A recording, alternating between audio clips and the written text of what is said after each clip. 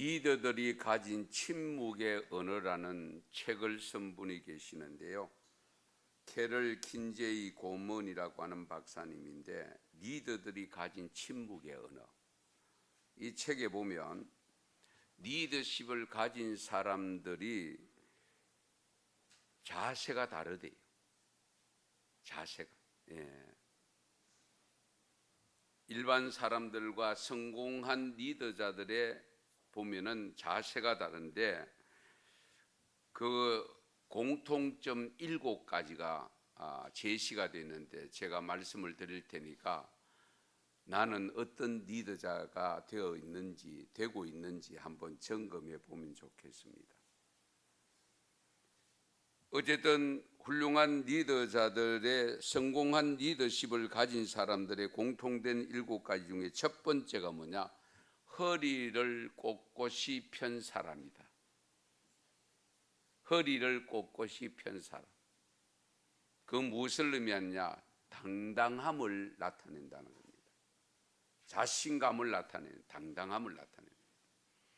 두 번째는 손에 쥔 음료가 중요하다고 했어요. 그렇죠. 우리나라는 아직 손에 음료 쥐고 그러는데, 거기서 중요한 것이 뭐냐면은 이성적인 협상을 할 때는 차가운 음료를 쥐고, 감성적인 교제를 할 때는 따뜻한 음료를 쥐고 있다는 겁니다. 그 다음에 세 번째는 긴장을 풀기 위한 습관으로서 손에 뭔가를 쥐고 있는 것이 중요하다고 했습니다. 긴장을 풀기 위해서 손에 무엇인가를 쥐고 있는 것이 발견되었다고 합니다. 그 다음에 네 번째는 먼저 청하는 악수가 중요하다. 악수. 악수를 여러분들 그냥 소홀히 여기면 안 돼요. 악수를 할 경우에 협상이 더 공평하게 이루어질 확률이 높다라고 있습니다. 그리고 다섯 번째는 낮은 목소리의 톤을 가진 사람이 협상이 잘 되고 한다고 합니다. 왜냐하면 낮은 목소리를 가질 때에 신뢰감을 주기 때문에. 처음부터 큰 소리 치면은 거부감 생기잖아요. 낮은 목소리로 다가올 때에 신뢰감을 주기 때문에 굉장히 중요하다. 그 다음에 여섯 번째는요, 가벼운 스킨십을 잘 하는 사람이 연봉이 훨씬 높더라고 있습니다. 간단한 스킨십을 잘 하는 사람이 연봉이 높더라. 마지막 일곱 번째는 충분한 운동을 하는 사람, 근육이 감정의 절제에 상당히 도움이 된다고 했습니다. 근육이 감정을 조절하는 데 도움이 된다. 리더의 영향력이 자세와 운동으로 만들어진다면 복음을 전하는 그리스도인들의 영향력도 우리 삶을 통해서 나타나야 된다는 겁니다. 삶을 통해서. 적어도 우리가 복음을 전하는 그리스도인들의 영향력도 살아오는 삶을 통해서 만들어진다는 사실입니다. 특히 복음을 전해야 될 의무가 있는 모든 성도들은 복음을 전달하는 전달자로서 가져야 될 자세를 갖추어야 됩니다. 그런 자세를 갖출 때에 성공적인 전도자가 될 수 있죠. 우리는 생명을 구원하는 자들이기 때문에 전도는 무엇을 사업을 위해서 끌어들이고 무슨 돈 벌기 위한 수단이 아니고 영혼을 구원시키는 일이기 때문에 더더욱 자세를 바르게 갖추어야 됩니다. 우리가 운동을 하든 공부를 하든 건물을 하든 자세가 굉장히 중요하지 않습니까? 그래서 늘 올바른 자세를 가져라. 예배 드리는 때도 마찬가지인데 예배 자세가 대단히 중요합니다. 예.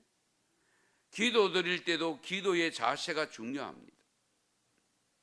그렇다면 우리가 복음을 전하는 자면은 복음을 전할 때는 대부분이 직접 만나서 만남을 통해서 이루어지기 때문에 물론 간접적인 만남을 통해서도 전도가 되어지지만 우리가 직접적인 만남을 통해서 이루어지기 때문에 무엇보다 자세가 중요합니다.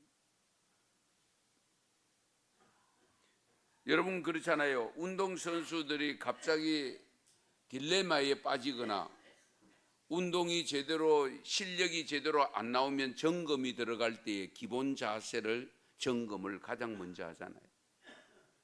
자세가 흐트러짐이 없는지, 기본적인 자세가 지금 흐트러짐이 없는지 그걸 먼저 확인하게 됩니다.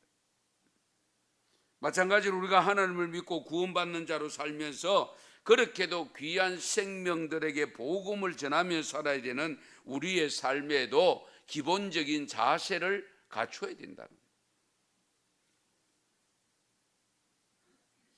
복음을 전하는 전도자로서 갖춰야 될 자세에 크면은 누구든지 다 해당되지만은 전도를 가장 많이 하고 복음 사역에 가장 많이 헌신된 사람이라고 하면 역시 사도 바울이잖아요.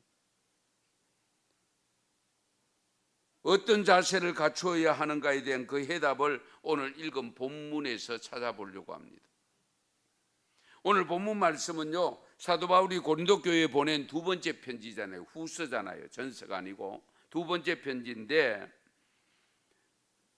오늘 읽은 내용은 바울이 세 번째 고린도에 갈 계획을 잡고 있으면서 보낸 편지입니다.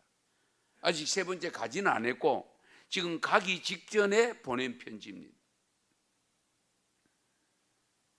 그동안 자신이 복음을 전할 때에 어떤 자세로 복음을 전했는가를 고백하고 있는 이유가 뭐냐?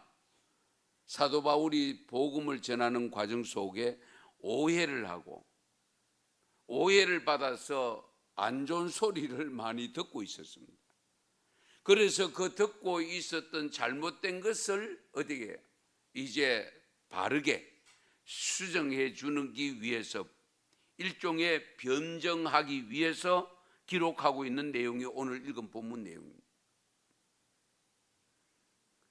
여러분, 우리가 일상생활에서 늘 복음을 전하고 증인의 사명을 감당하려고 노력하는 자들로서 우리가 살아갈 때에 싫은 소리 한번 들었다고 해서 복음 전하는 것을 쉽게 포기하거나 그러면 안 되잖아요.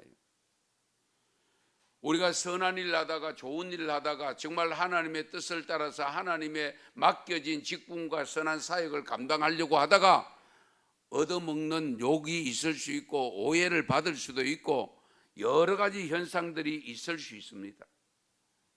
그럴 때 우리가 어떻게 처신해야 될 것인가 하는 것도 오늘 본문에서 가르쳐 주고 있습니다.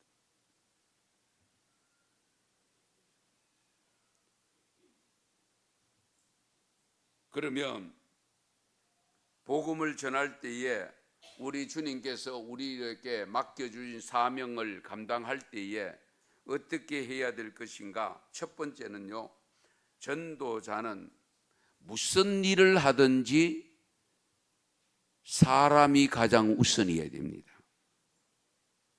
사람이 가장 우선. 왜? 사람과 대화하고 사람에게 복음을 전하니까. 짐승에게 복음을 전하는 건 없잖아요. 복음은 사람에게 전하요. 왜? 사람은 영혼을 가지고 있기 때문에. 그 영혼이 구원을 받아야 되기 때문에. 항상 사람이 제일 우선 되어져야 됩니다. 오늘날 우리가 현실주의에 빠져 살다 보면 사람보다 물질이 앞서는 경우가 없지 않아 있습니다. 그걸 삼가 조심해야 돼요. 소방공무원들이 화재가 났을 때 화재 현장에 가면 제일 먼저 챙기는 게 뭡니까?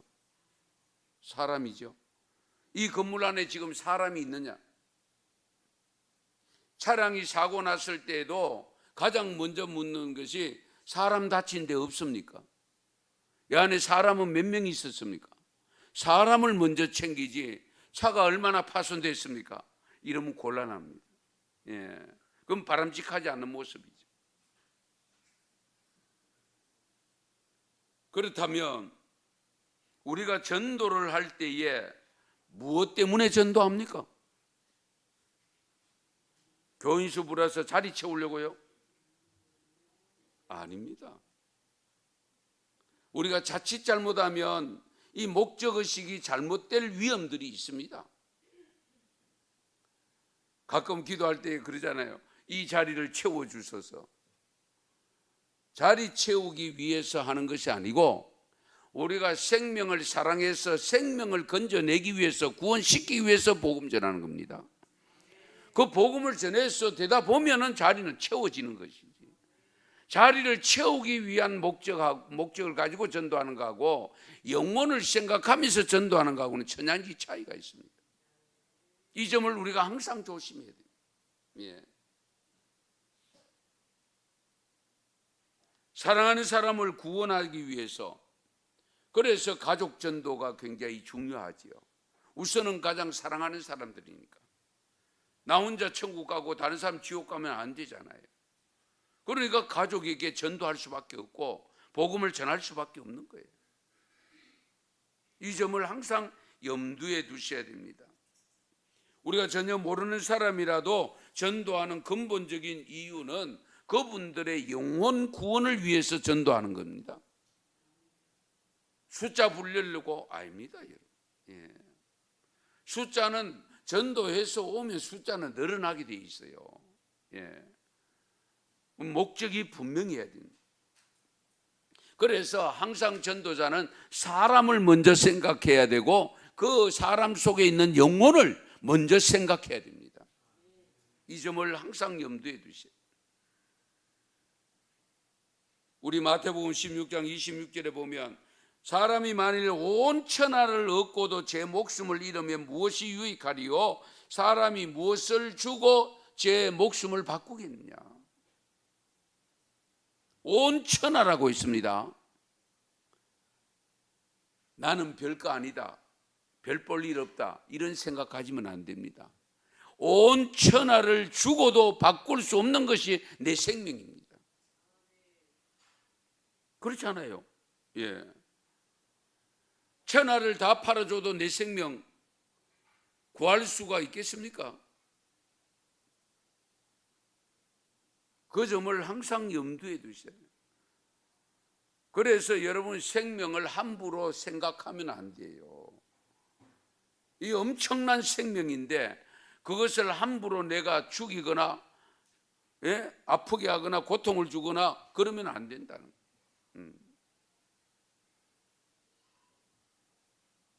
인간의 생명이 이렇게 귀한 것이 아니면 하나님이 당신의 외아들을 보내주실 이유도 없고, 이렇게 중요한 생명들이 아니면 우리 그 생명 건져내려고 독생자를 주시고 독생자로 오신 예수님이 십자가에 달려 돌아가실 이유가 없잖아요.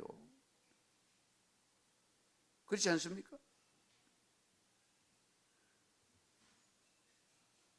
오늘의 기독교가 존재하는 데 결정적 역할을 했던 우리 사도 바울, 하나님이 크게 쓰임받았던 바울이 남다른 전도자가 되어져서 전도할 때에 어떤 자세로 했는가 하는 것은 정말 우리가 본받아야 될 부분입니다. 오늘 본문 14절 보십시다. 보라, 내가 이제 세 번째 너희에게 가기를 준비하였으나 너희에게 폐를 끼치지 아니하리라. 내가 구하는 것은 너희의 재물이 아니요 뭡니까? 오직 너희니라. 내가 재물을 구하는 것이 아니야. 돈을 구하는 것이 아니야.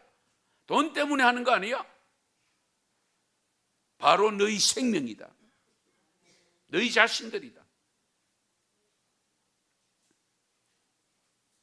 그러면서 어린아이가 부모를 위하여 재물을 저축하는 것이 아니요 부모가 어린아이를 위하여 한다. 예. 정말 중요한 말씀 아닙니까? 내가 구하는 것은 너희의 재물이 아니요 바로 너희들이다. 너희 생명이다. 영혼이다.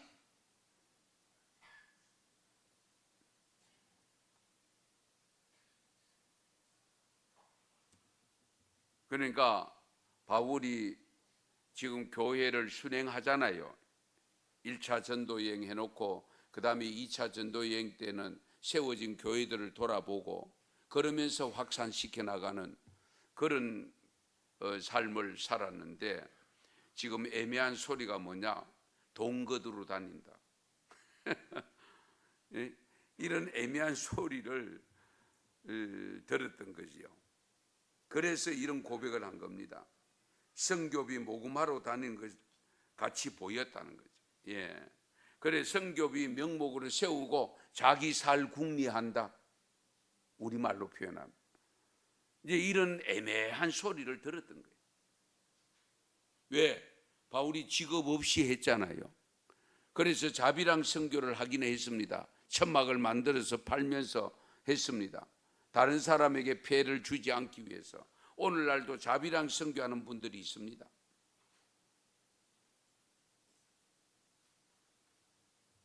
다른 사람들에게 복음을 전하기 위해서인데 오늘 본문 15절 보시면 내가 너희 영혼을 위하여 크게 기뻐함으로 재물을 사용하고 너희 영혼을 위하여 내 재물을 사용한다고 했습니다. 또 내 자신까지도 내어주리니 너희 영혼을 위하여 내 자신까지 내어준다고 했습니다. 너희를 더욱 사랑할수록 나는 사랑을 덜 받겠느냐. 예. 너희 영혼 구원받는 것을 기뻐하기 때문에 오히려 재물까지 나의 재물까지 사용하고 내 생명까지도 너희들을 위해서 헌신한다. 희생한다.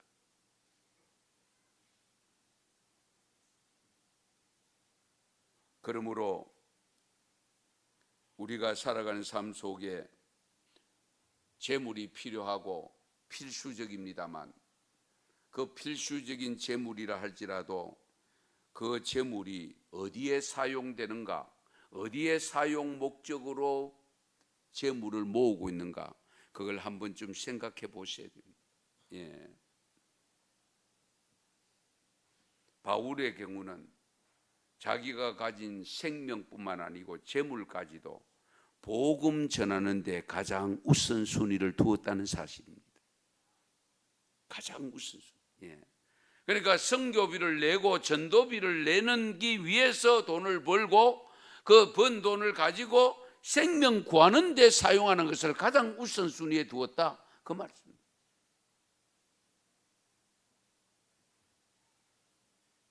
여러분, 우리 모두나 하나님이 주신 재물과 생명까지 달란트, 재능까지 복음을 증거해서 영혼 구원하는 데 쓰임받는 것을 가장 기뻐하시기 바랍니다. 그 믿음 가지셔야 돼요. 예. 사람을 살리고 영혼을 살리는 일에 쓰이는 재물이 정말로 가치 있는 재물이죠. 그렇잖아요. 왜? 천하보다 귀한 생명을 살리는 거니까. 보이지 않는 가치에 투자할 줄 아는 성도가 되어야 됩니다. 보이지 않는 가치에 투자할 줄 아는. 영혼 구원하는 거 보이는 게 아니잖아요. 보이지 않는 그 영혼을 구원하는데 투자할 줄 아는 성도가 되어야 됩니다. 예. 모든 관심은 재물이 아니라 바로 사람에게, 생명에게 두시기를 축원합니다. 그 다음에 두 번째, 전도자는 비판과 비난도 받을 각오를 해야 됩니다. 비판받을 각오, 비난받을 각오 하셔야 됩니다. 오늘 16절 말씀, 하여간 어떤 이의 말이 내가 너희에게 짐을 지우지는 아니하였을지라도 교활한 자가 되어 너희를 속임수로 취하였다 하니. 이해되십니까? 어떤 이들이 말을 하는데 이 사도 바울이 너희에게 짐을 지우지는 아니하였을지라도 교활하게, 아주 교묘하게, 꾀도배기처럼 어떻게 했냐? 속임수로 취했다. 속여 우리 것을 빼앗아갔다.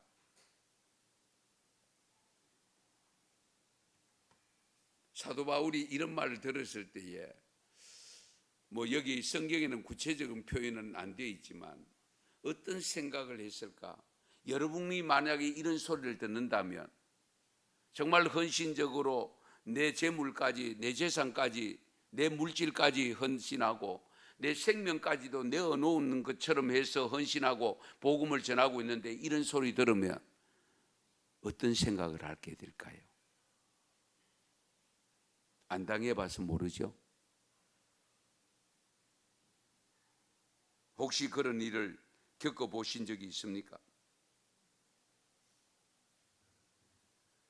보통 신앙 같으면요, 내가 왜 이런 애매한 소리 들어가면서까지 전도해야 하나?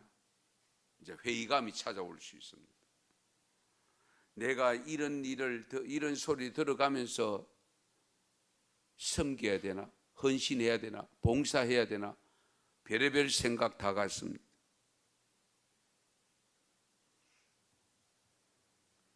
우리 예수님이 당한 것 생각하면 거기 비하면 아무것도 아니잖아요.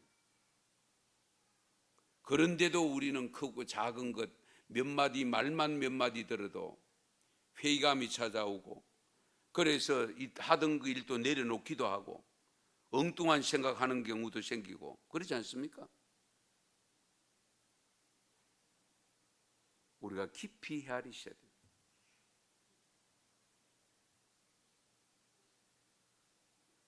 그래서 오늘 본문 17절 18절을 보시면 내가 너희에게 보낸 자 중에 누구로 너희의 이득을 취하느냐?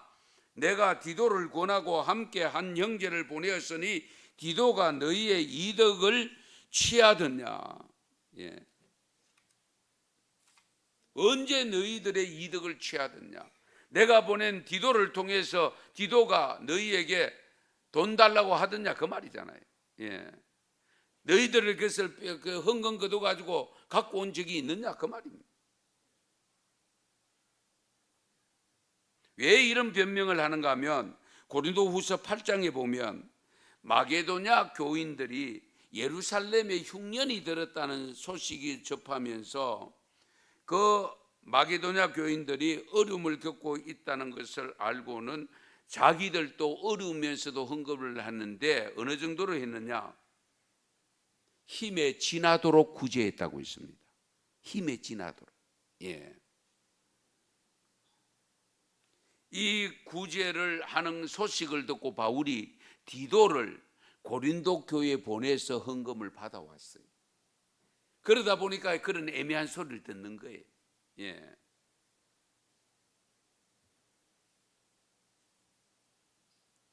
목사도 이런 애매한 소리를 듣는 경우들이 없지 않아 있습니다. 예. 여러분들 중에도 앞장서서 섬길 때에 이런 애매한 소리를 들을 수도 있습니다. 누구에게 잘 보이려고 하나, 상 받으려고 하나, 예? 그러나 어떤 이야기를 듣더라도 그것이 진실이 아니라면 복음 전하는 일을 그만두면 안 됩니다. 내려놓으면 안 됩니다. 할렐루야. 이 점 분명히 하세요. 사실은 전도뿐만 아니죠. 봉사하고 섬기는 일도 마찬가지입니다.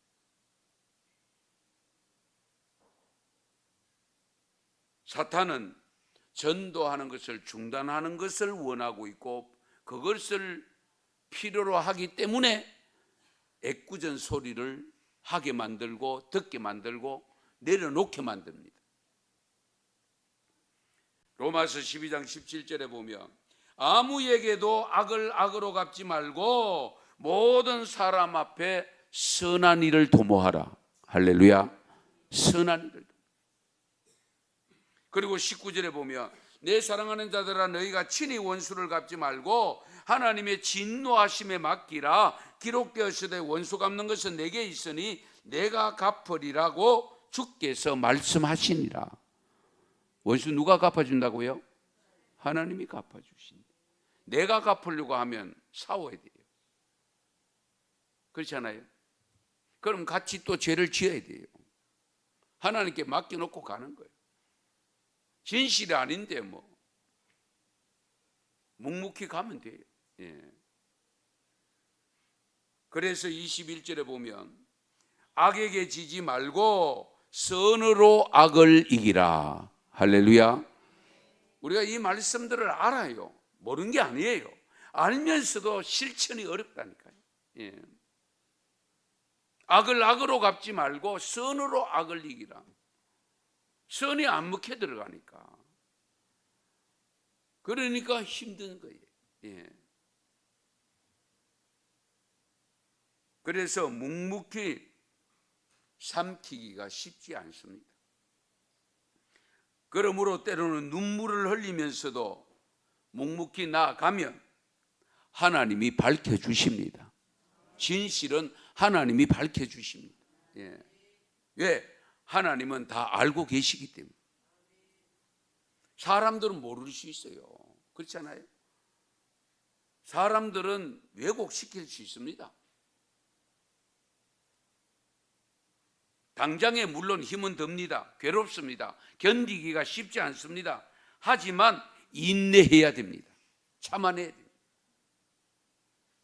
전도는 주님의 명령이기 때문에 순종하는 거잖아요. 모든 죄인들이 나처럼 영생 얻어서 하나님 나라에 들어가는 것이 가장 훌륭한 삶이기에 복음을 전하는 것이잖아요. 이렇게 선하고 아름다운 것을 애매한 말 몇 마디 들었다고 해서 중단하는 것은 바람직하지 않습니다. 그것은 스스로 내 신앙은 요것밖에 안 됩니다 하는 것이잖아요. 그렇잖아요. 예. 어쨌든 전도하면 반드시 애매한 소리, 비난의 소리 들을 수 있음을 믿고 그런 소리가 들릴지라도 중단 없이 복음 전하는 자가 되시기 바랍니다. 그 다음에 세 번째 복음 전도자는 성령의 능력으로 감당하셔야 됩니다. 성령의 능력. 전도할 때 가장 중요한 것 중에 하나가 성령 충만인데요. 성령의 능력으로 감당하지 않으면 전도하기 쉽지 않습니다. 생각만 가지고 안 됩니다. 우선 말이 잘 안 나옵니다. 성령이 충만하지 않으면. 또 말을 하기는 하더라도 그 말의 능력이 나타나지 않습니다. 말의 능력이 나타나지 않으면 상대방을 감동시키기가 어렵습니다. 그렇잖아요.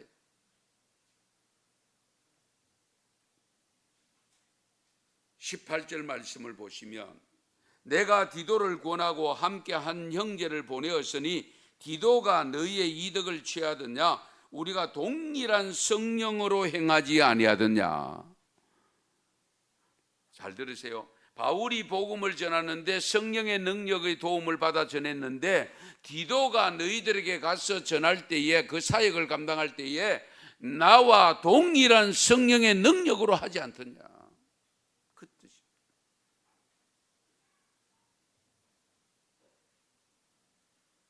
돈의 힘으로 복음을 전하는 거 아닙니다. 물론 필요는 합니다. 재능으로 전하는 것도 아닙니다. 반드시 성령의 능력을 받아서 전해야 됩니다. 그래야 능력이 나타납니다. 예. 여러분 사도행전 1장 8절 너무 잘 아는 말씀입니다마는 오직 성령이 너희에게 임하시면 너희가 권능을 받고 예루살렘과 온 유대와 사마리아와 땅끝까지 이르러 누구의 증인이 된다고요? 내 증인, 내가 누구예요? 예수님의 증인, 하나님의 증인이 된다. 예. 그래서 성령을 받으면 능력을 받는 것이 당연하고 그 능력을 받으면 당연히 복음 전하는 것이 우선돼야 됩니다.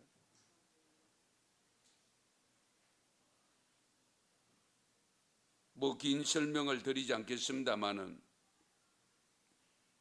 우리가 전도할 때에 전도지 몇 장 나눠주고 전도 용품 몇 개 나눠주는 거 할 수 있습니다.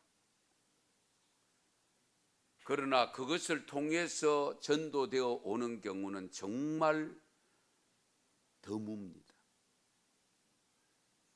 정말 보석과 같은 거예요.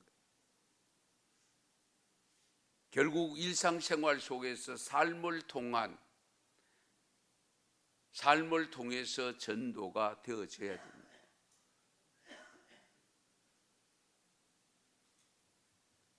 여행처럼 느껴지는 것. 그저께 어디에 차를 타고 가면서 극동방송을 들었는데 극동방송 프로그램에 어떤 프로그램이 있느냐 하면은 누구든지 방학하고 있는 분들 문자를 보내달라고 메시지를 보내요. 방학이 무슨 방학일까요? 신앙의 방학. 예. 그러니까 그거 오는 사람들에게 그 다른 설명을 보니까 그냥 간단하게 그냥 방학하고 이렇게 보내면은 거기서 다 연결이 안 되니까 직접 전화를 연결을 하는데요. 한 분은 자매님인데 어머니와 함께 가는데 신앙생활을 언제 했느냐? 초등학교까지 했대요. 그런데 지금까지 안 하고 있었대요. 그런데 극동방송도 그날 처음 듣는데요. 처음 듣는데 전화가 연결이 된 거예요. 그러니까 한번 생각해 보세요. 예. 그 전화 진행하는 분도 이것은 전적으로 하나님이 자매님을 사랑하기 때문입니다. 예. 뭐 도저히 이해가 안 되는 부분이에요. 30년이 됐다더라고요. 그러면 이제 나이를 대충 보니까 40 중반쯤 되더라고요. 예.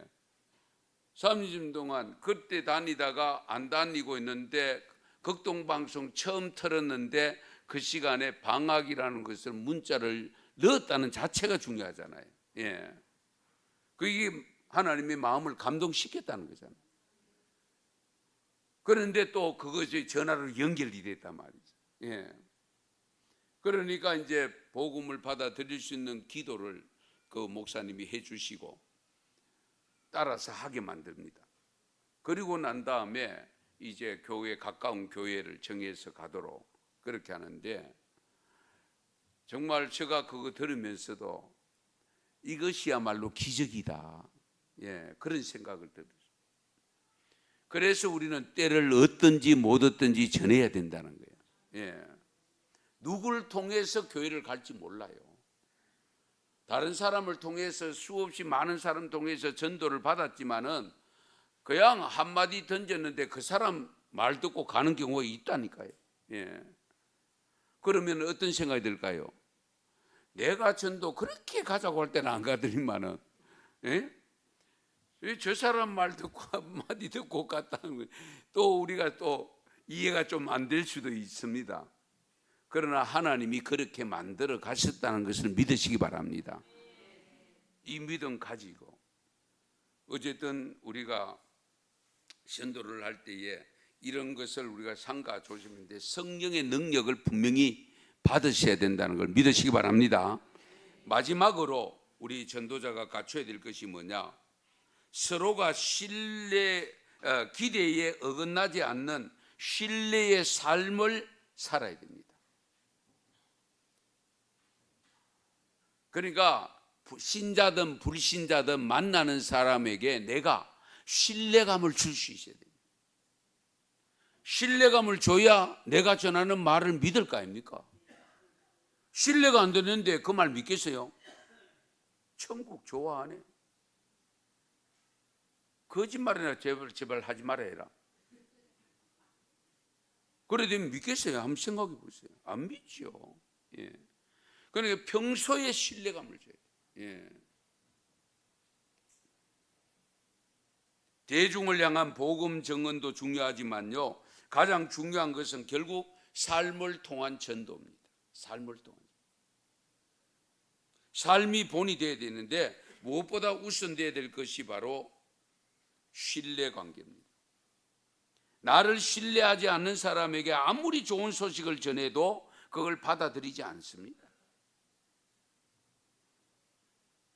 거짓말로, 사기치는 일로, 또 나한테 뭘 빼앗아 가려고 저렇게 저 이야기하노? 뭐 별의별 생각을 다 할 수 있습니다. 그래서 신뢰관계를 무엇보다 갖추는 것이 중요하다. 콩이 팥이라도 믿어줄 수 있는 신뢰관계를 갖춰야 돼요. 예. 그걸 누가 잘하느냐? 이단들이 잘합니다. 잘 들으세요. 이단들은 처음에 신뢰관계를 신뢰할 수밖에 없도록 만들어줍니다. 뒤에 가서는 다 갖다가 훔쳐가지만. 예. 그런데 우리가 신뢰관계를 줘야 되는데 우리가 신뢰를 못 주니까 우리 말 듣고는 안 오는데 이단들 말 듣고 가잖아요. 왜? 가면 다 들어주니까. 처음엔 다 들어주니까. 우리 이 점을 항상 염두에 두셔야 돼요. 오늘 본문 20절에서 21절에 보면 바울이 두려워하는 것을 몇 가지 나열하고 있습니다. 무엇을 두려워하는지를 잘 보십시다. 우리 20절에 21절 같이 읽겠습니다. 내가 갈 때에 너희를 내가 원하는 것과 같이 보지 못하고 또 내가 너희에게 너희가 원하지 않는 것과 같이 보일까 두려워하며 또 다툼과 시기와 분냉과 당짓는 것과 비방과 수군거림과 요름과 혼란이 있을까 두려워하고 또 내가 다시 갈 때에 내 하나님이 나를 너희 앞에서 낮추실까 두려워하고 또 내가 전에 죄를 지은 여러 사람의 그 행한 바 더러움과 음란함과 호색함을 회개하지 아니함 때문에 슬퍼할까 두려워하노라. 아멘. 두려워하는 것이 몇 가지? 4번입니다. 4번. 뭘 두려워하느냐? 고린도 교인들이 신앙이 그동안 나름대로 열심히 해놨는데 바울의 기대에 못 미칠까? 그게 두렵다. 내가 너희들을 만나서 어쨌든 편지까지 쓰면서 신앙생활을 어떻게 해야 되는가를 그리고 2번 가서 말씀을 그렇게 전해놨는데 정말 이제는 기대를 가지고 신앙이 성숙되었을 것처럼 믿고 가는데 그 기대치가 어긋날까 두렵고 내가 또 너희들에게 그런 모습을 비칠까 두렵다. 예. 그렇지요, 사실은. 예.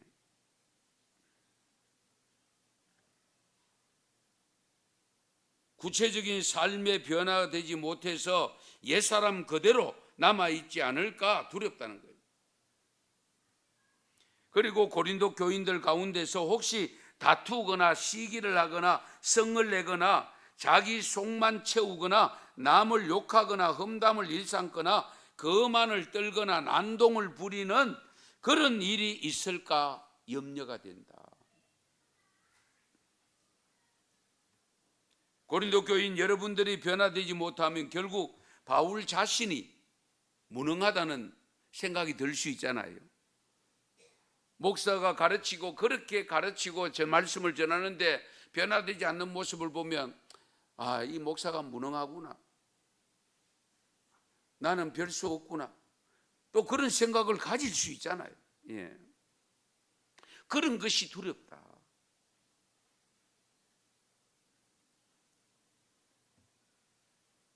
죄를 회개하지 않고 있다면 바울 자신을 보고 안타깝게 여기는 성도들 혹 생길까 그것도 두렵다.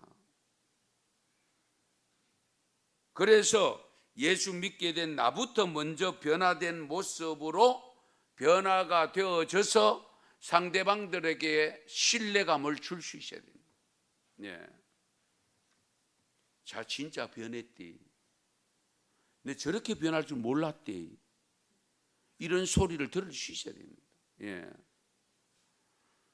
제 교회 간 지가 수십 년 됐는데 변한 거 별로 없대. 이런 소리 들으면 안 되잖아요. 예. 현재 나의 모습이 가족들에게, 가까이 있는 친구들에게, 성도들에게 비춰지고 있는 모습이 어떤 모습인가 한 번씩 체크해 보셔야 됩니다. 내 신앙이 건강한 신앙인가? 그래서 오늘 체크리스트도 1번이 나갔고 다음 주 2번이 나갑니다. 한번 스스로 체크해 보세요. 이걸 글을 쓴 목사님이 매년 한 번씩 해보라고 했습니다. 예.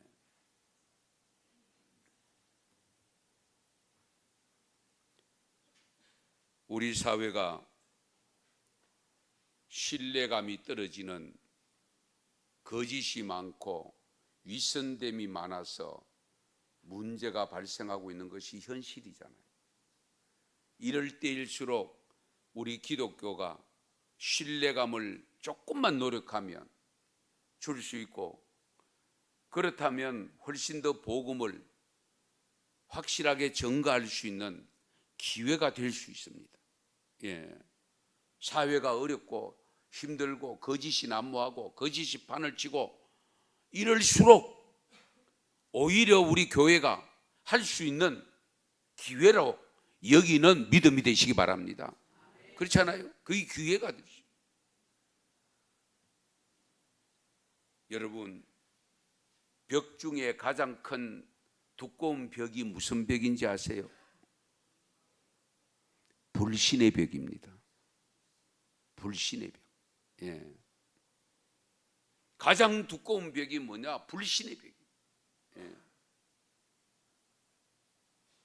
이 불신의 벽을 허물고 예수님의 마음인 겸손과 온유로 다가가면 복음 증거하는 증언자로서 반드시 열매를 거두게 될 줄 믿습니다.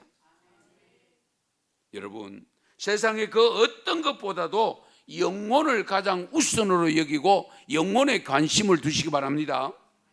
비난과 비방으로 낙심하지 마시고 복음 증거하는 일을 포기하지 마십시오. 그리고 나의 힘으로 아닌 성령의 능력으로 감당할 수 있기를 바랍니다. 아울러서 불신자들과 성도들에게 기대에 어긋나지 않는 신뢰의 삶을 삶으로 내가 전하는 짧은 한마디 능력이 나타나서 그너 말을 듣고 주께로 돌아오는 생명들이 일어나기를 축원합니다. 축복합니다. 기도드리겠습니다. 하나님 아버지, 고맙고 감사합니다. 오늘도 저희들의